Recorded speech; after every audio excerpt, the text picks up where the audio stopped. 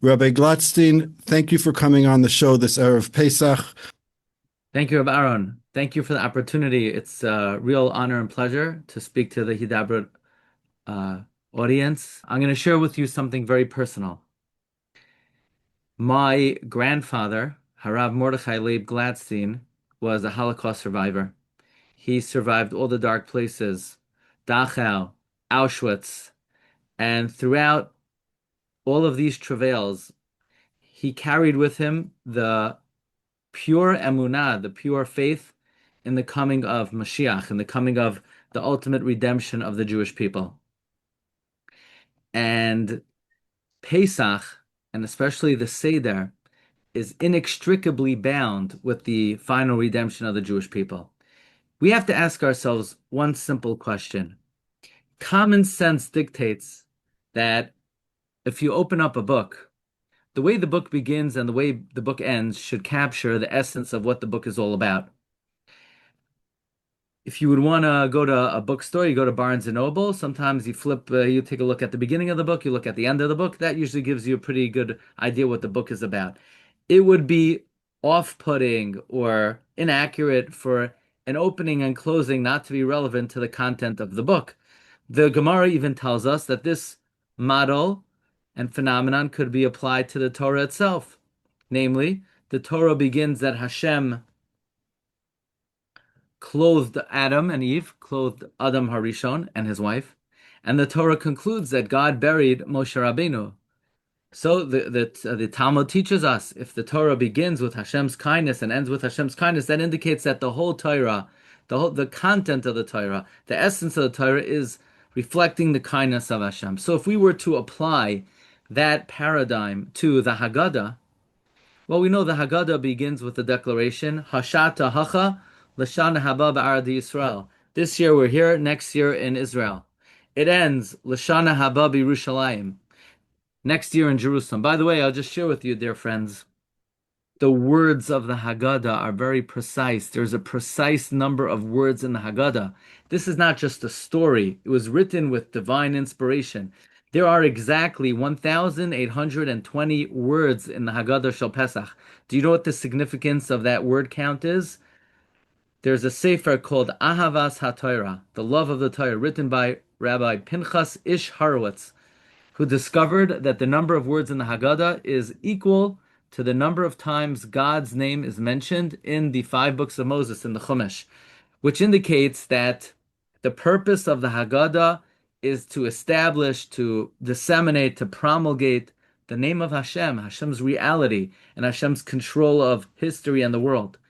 So each word of the Haggadah was written with great intention and great meaning, and we then have to ask ourselves, why would the Haggadah begin and end next year in Jerusalem? That's not what the story is about. That's not what the book is about. The book is a narrative. It's a book of history. It tells us the story of the Jewish experience in Egypt and the Jewish redemption from Egypt. While we always hope and aspire next year in Jerusalem, that's not really relevant to the story of the Exodus. But the answer is, it is so relevant to the story of the Exodus. You see, there's one passage in the Haggadah where we talk about the miracles of Egypt, and we say, Al achas kama v'kama. We say, God, you've done so much kindness for us. Toiva kefula umechupelas, a multi-layered benefit that you did for the Jewish people. Why do we refer to the miracles of the Exodus as multi-layered? How are they multi-layered? One of the great commentaries on the Haggadah was written by Rav Yaakov Lorberbaum, the author of Nesivos HaMishpat. And he teaches there's a concept in Jewish thought called Ma'asa Avos Siman Labanim. The actions, the narratives, the episodes of our forefathers are a pre-enactment, portend, are ominous to ultimately what will happen to the descendants, to the Jewish, to their children. So, for example, God tells Abraham, go to the land of Israel, and that's why it's in the DNA of the Jew to yearn for the Holy Land. When Abraham gets to Israel, there's famine in the land, and Abraham doesn't question the ways of Hashem. So now it's programmed into the DNA that the Jew always says that the ways of Hashem, everything Hashem does is for the best. And everything our forefathers did created the destiny of the Jewish people. Likewise, says in Nesivos HaMishpat, the events of the Exodus, the miracles of the Exodus were not one-time occurrences. They are portend, they create the future destiny of the Jewish people.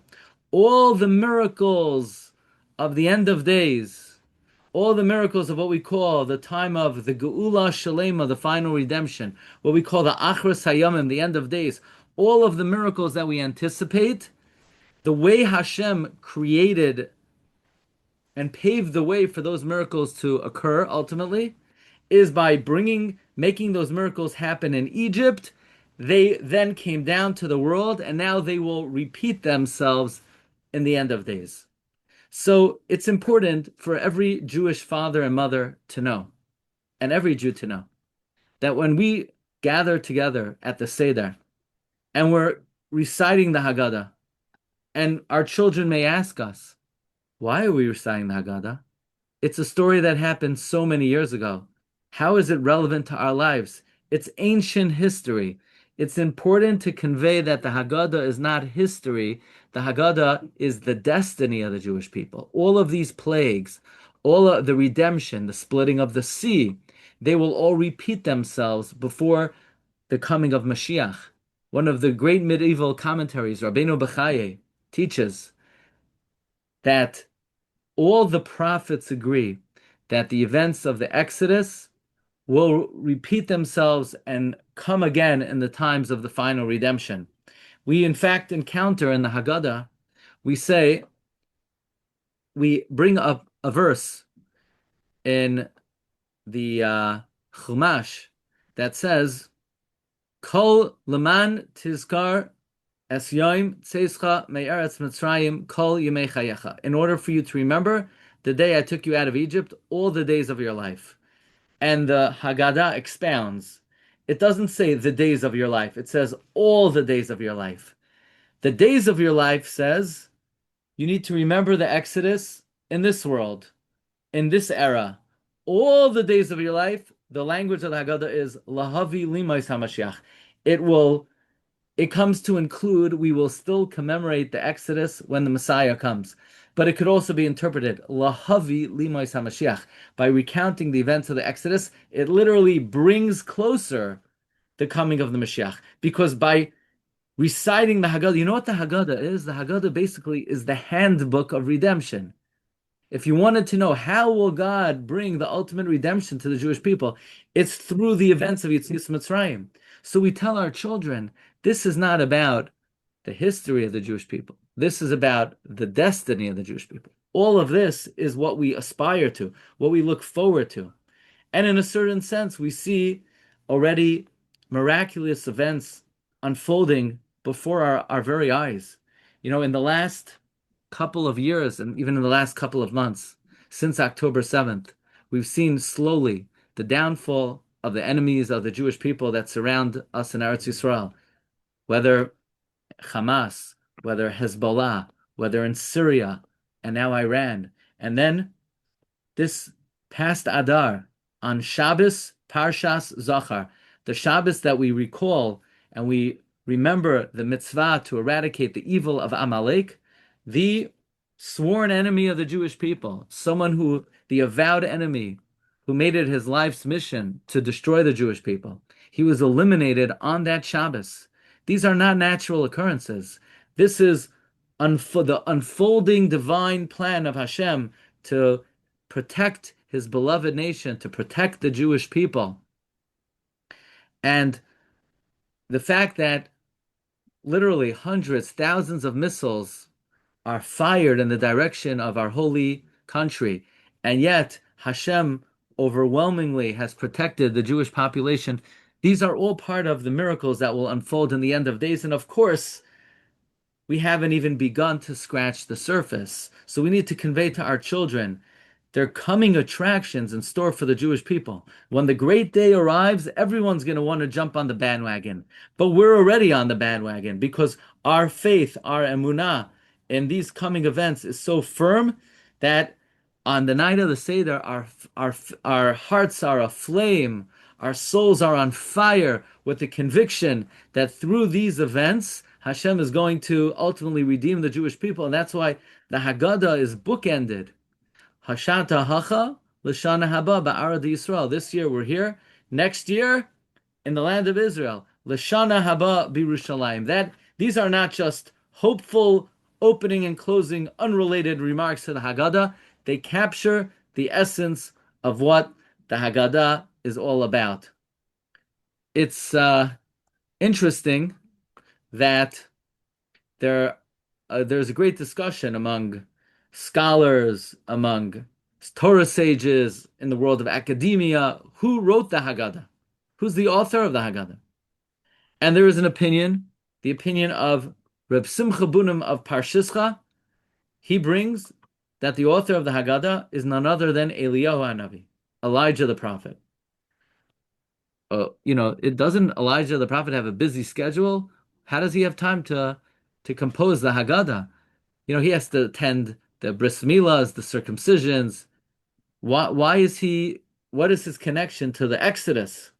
The answer is he's very connected to the Exodus. You see, the Exodus is the handbook with which God brings the ultimate redemption. And since it's Elijah's job to herald the ultimate redemption, of course he's going to write the book. He's the expert on the topic. Who better than Elijah the prophet is suitable, is appropriate to compose the handbook and the guidebook of the redemption of the Jewish people? So, as historically important as the Haggadah was, it has never been more important than today, because it has never been more likely. We have never been closer to the finish line than we are now.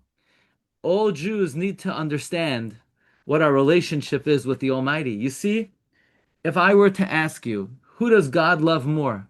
Does he love more the Jewish people today, 100 years ago, 1,000 years ago? Most people think, yeah, God really loved the Jewish people back in the day, and now maybe we're not on the same level, so maybe somehow our relationship with Hashem has diminished in some capacity. No, just the opposite.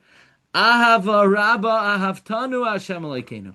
With a great love, you have loved us, Hashem our God. We say in our prayers, Ahava Rabba. But Ahava Rabbah doesn't mean a great love. It means an ever-increasing love. God's love for the Jewish people is ever-increasing. But I want to share with you something.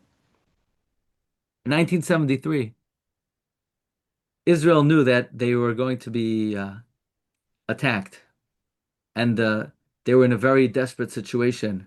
But the United States of America says, hey, Israel, we can't help you. You need to wait until you're attacked, and then we'll come to your aid. Because if we preemptively strike Egypt or Syria, then it's going to raise the ire of the Arab nations, and it's going to affect our relationship and the oil prices. So what you're going to have to do is you're going to have to wait until you're attacked, and then we'll come to your aid. And it was almost too late. The United States came, and they helped out. By that time, the country was in dire circumstances. But now here we are. We're more than 50 years later. And look how Hashem orchestrated that the United States didn't say, we'll come to your aid after the fact. No, the United States took initiative to send trillions of dollars of aid to help out and to try to eliminate the great enemy of the Jewish people. You know why? 50 years ago, God didn't orchestrate that, but he orchestrated it for us because his love for us becomes greater and greater in every subsequent generation.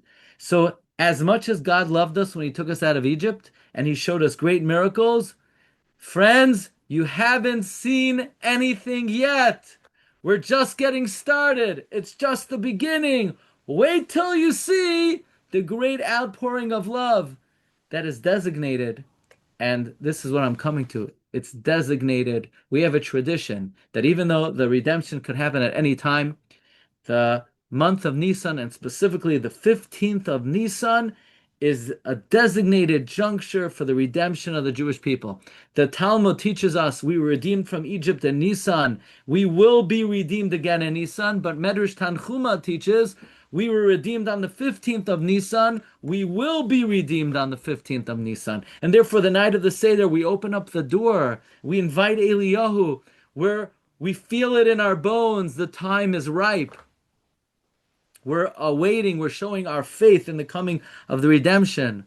As I mentioned, my grandfather, even in the darkest places, he believed every single day the Moshiach was coming. And he passed away at age 106 on the first day of Pesach. And my father asked him, Tati, is everything okay? My grandfather wasn't talking, he was weak.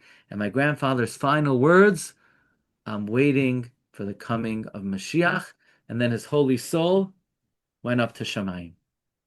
And this great day, the 15th of Nisan, is the day of redemption.